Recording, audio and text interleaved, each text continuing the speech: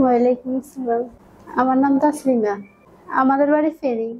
আমার ছেলে, আসলে আমি আসছি, আমার ছেলে মানে দাঁড়াতে পারে না, ওই জন্য আর শোয়া থেকে উঠতে পারে না, এজন্য আসছি। এখন পরিবর্তন বসাইলে মানে এভাবে হাত দিয়ে বসে কি না, হাতগুলো দিতে হয় না, এভাবে বসতে পারে।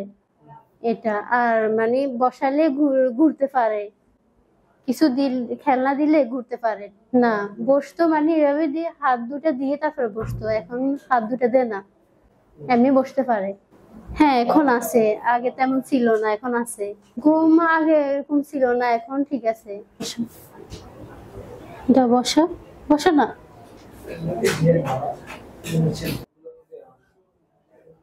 বসা।